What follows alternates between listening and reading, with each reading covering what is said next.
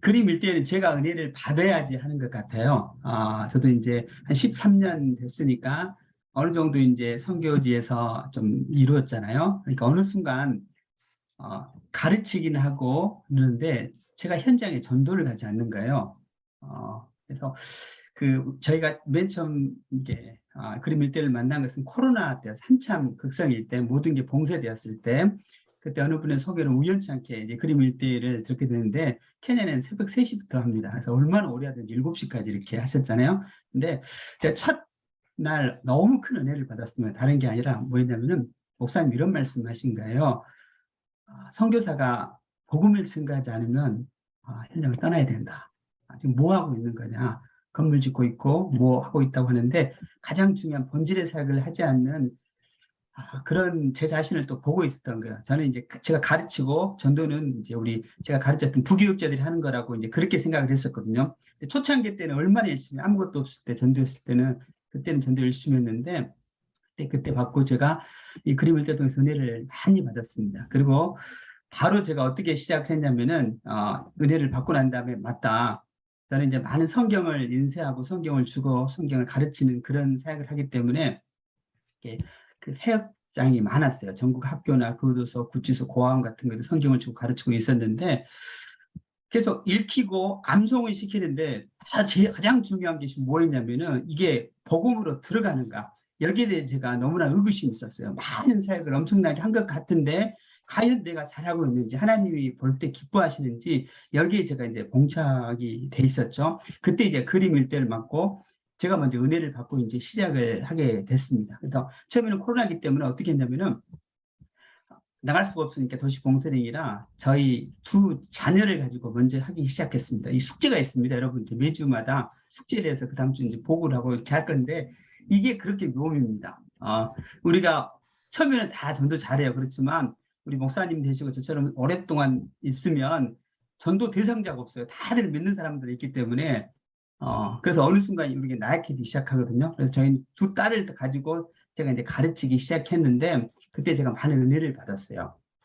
날마다 제가 가정 예배하고 예배 드리지만 이 아이들이 정말 구원의 확신이 있는가 이게 궁금하잖아요. 이제 고등학생이 되고 막 이러니까 그때 보니까 이 아이들이 그때부터 하나둘씩 목사님 말했잖아요. 손 짚어가면서 하라고 그러면서 했더니 이 아이들이 이제 구원의 확신을 딱 받는 거예요. 그러면서 야 맞다. 내가 가장 기본적인 것을 안 하고 있었군 해서 가장 크게 제가 은혜를 받은 것은 저였고 그다음에 저희 가족이었어요. 그러고 난 다음에 사역지는 나중인 것 같아요. 저는 처음에 이걸 만났을 때, 이걸 우리 현장에 잘 적응해서 부흥을 시켜야 되겠다. 솔직히 그런 마음으로 처음에 들은 건 사실이에요. 우리 부교육자들 내가 받아서 잘 교육시켜서 전도자로 다 만들어야지. 이걸로 가지고 들어왔는데 정작 깨진 것은 나였어요. 내가 하나님 앞에, 복음 앞에 다시 깨지기 시작하니까 모든 것이 변하기 시작했습니다. 변화는 나였던 거였어요, 나. 그러면서 제가 시작한 게 정치 저는 이제 케냐에 있었고 그렇기 때문에 교제를 받지를 못했어요.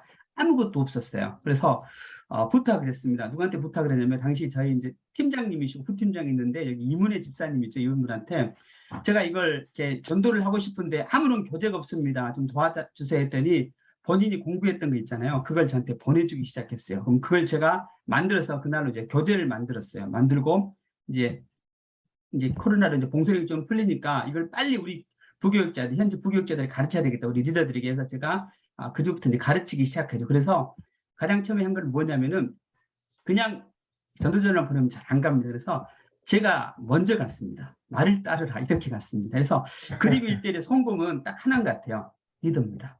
최종 리더자가 거기에 미치면 성공을 합니다. 송상철 목사님이 여기에 미쳤기 때문에 된 거거든요. 제가 세안교회 가서 너무 큰 은혜를 받았는데 이번에 담임 목회자가 리더가 미치지 않으면 절대로 성공하지 못합니다. 저도 마찬가지거든요. 내 지난 사역을 봤더니 내가 미친 곳에서는 하나님 역사가 있어요. 근데 내가 가르치기만 하고 사람만 보낸 곳은 다 실패했어요. 여러분들 다 그런 경험을 하실 줄을 믿어요. 그래서 제가 저희 교육자를 데리고 저는 토요일하고 수요일 전도의 날이 있거든요. 다른 거 필요 없다. 그림 일대를 제가 먼저 가르치고 난 다음에 가기 시작해서 현장에 전도를 했어요. 처음엔 쭈삣쭈삣해요. 그렇지만 제가 가서 같이 그 자리에서 했거든요. 그때부터 놀라운 역사가 일어나기 시작합니다. 여러분도 아시겠지만 전도는 묘미가 있습니다. 내가 전도했는데 영접하는 그 사람들을 볼 때 가슴이 뛰잖아요. 그게 하나님 주신 은혜거든요. 이걸 우리 이제 교육자들이 이제 은혜를 받기 시작한 게요. 그때부터 교회가 이제 체질이 바뀌기 시작했어요. 저는 다음 세대를 하거든요. 저는 어린이와 청소년, 청년들을 중심으로만 했어요. 어른들은 제가 하지 않았어요. 제 부교육자에 다 맡겼거든요. 그리고 이제 제가 내 집중은 다음 세대라고 거기만 타겟을 하고 있었는데 이 그림 일대를 만나고 난 다음에 제가 이제 또 바뀌었습니다. 아니다. 모든 곳에 복음을 증거해야 된다. 그러면서 이걸 가지고 시작했거든요. 하면서 저는 뭐 했냐면은 이제 복음을 가르치고 하다 보니까 어떤 동작이 있었냐면은 우리 교육자들이 이제 복음을 증가하는데 자기 소개는 옳은 대로 가르치기 시작한 거예요.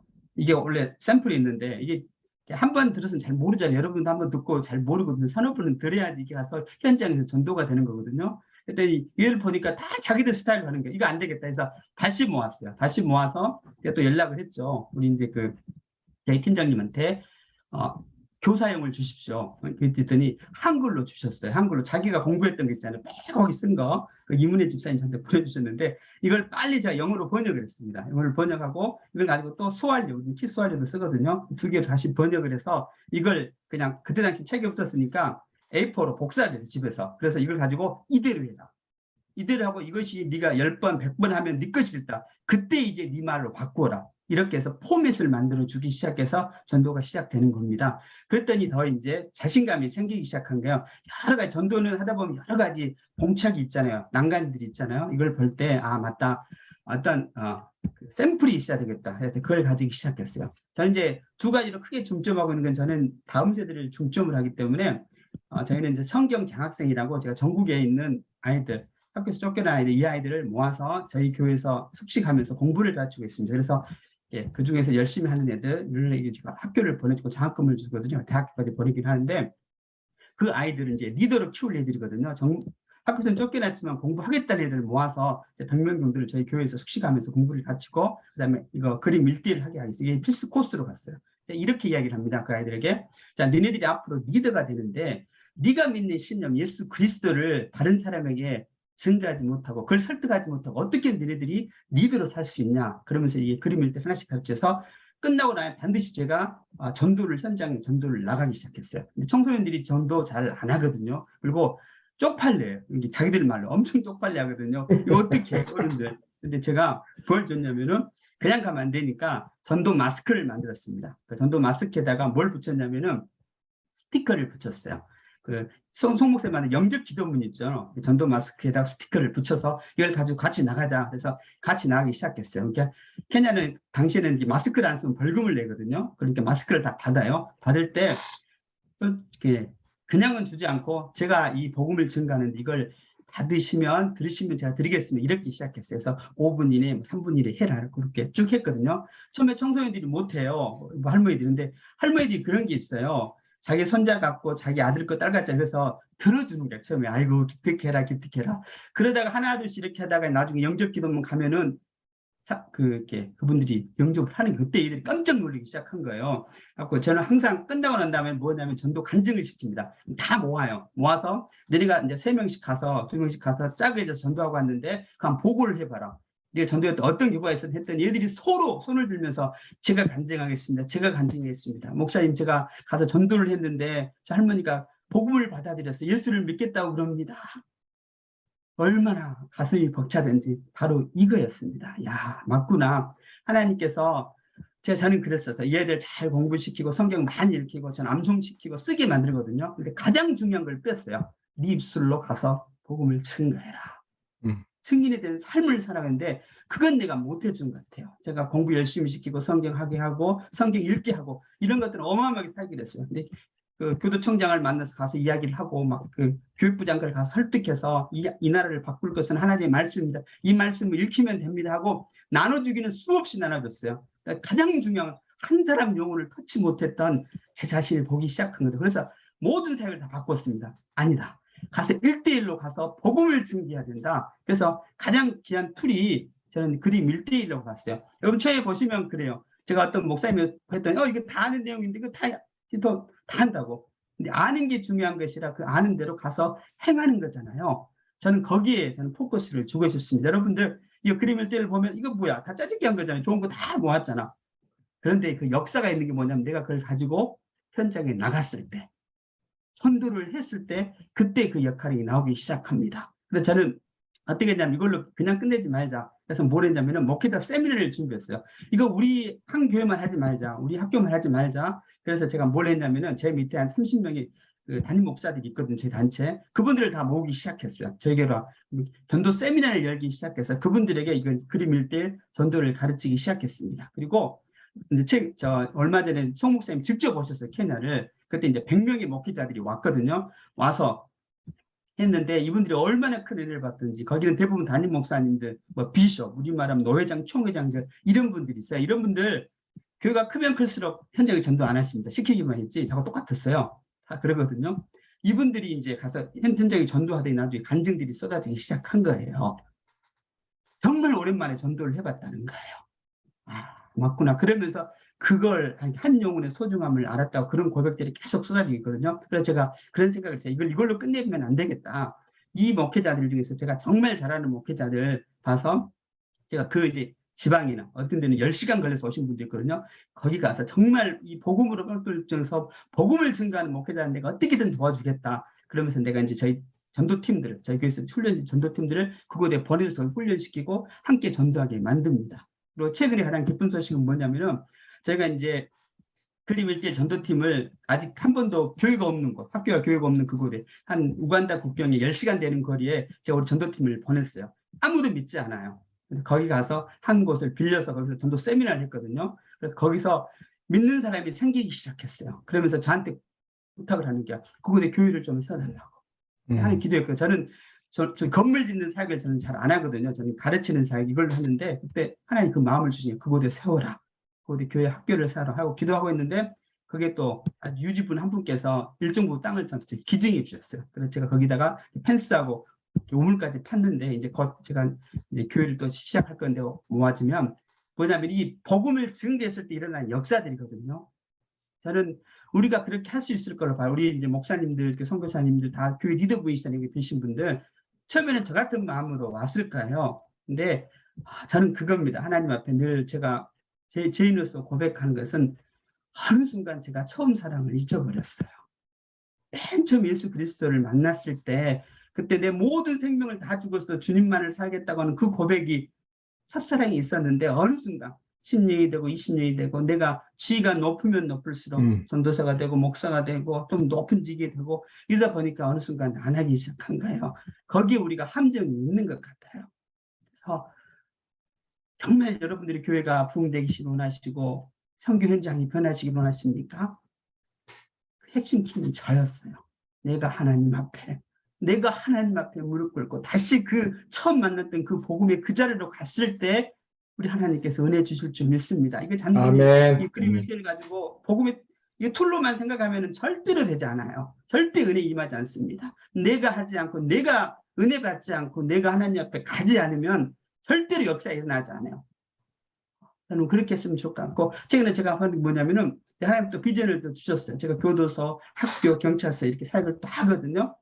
이것만 하고 마치 그래서 하나님 어떤 비전을 줬냐면은 제가 각 교도소에 펄밋을 받아 교도소 가서 내가 복음을 증거하거든요. 복음을 증거하면서 그냥 대규모 집회를 해요. 막 2,000명 모아놓고 그럼 막 예수 믿겠다고 와요. 그럼 그 자리에서 막 이렇게 복음을 받겠다는 사람이 있는데 근데 그 다음 내 후속 조치는 없었어요. 근데 생각은 바로 이 그림 1대1이다.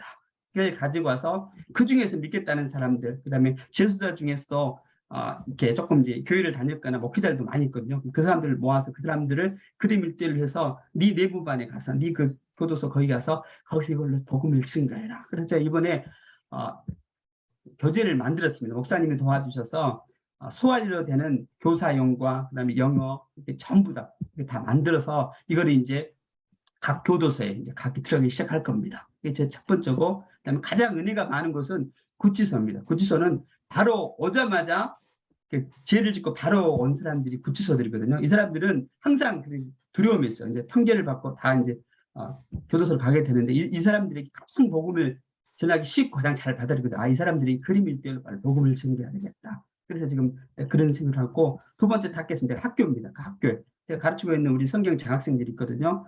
전부 다 이 리더들이 될 애들이에요. 이 아이들에게 너네가 그 한 학교를 맡아라. 여기 중에서 내가 50명의 학교가 있는데 그럼 거기 가서 니네들이 그곳에 가서 감당을 해라. 저는 그렇게 합니다.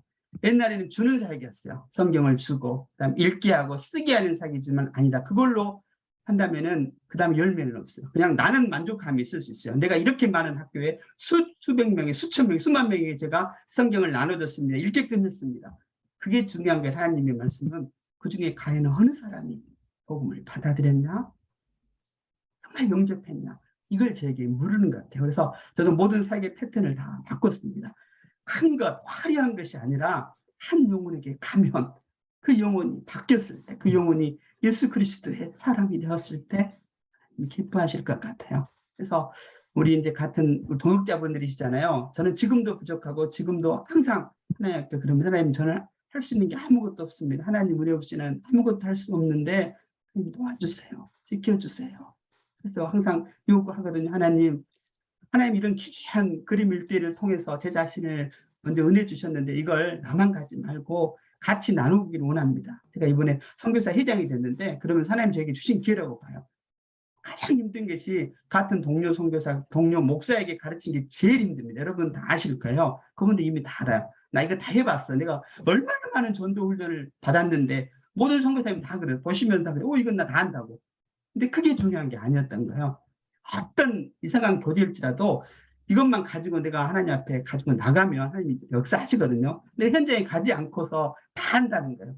그건 아니고 전도는 알잖아요. 여러분 다 해보셨지만 묘미가 있습니다. 가서 내가 복음을 증거했을 때 엄청난 상황들이 펼쳐지지만 거기 하나님의 성령 역사가 있거든요. 이 은혜 때문에 우리가 하는 거잖아요. 그 영혼이 변화되는 그 맛을 가지고 우리가 함께 있으면 좋겠습니다.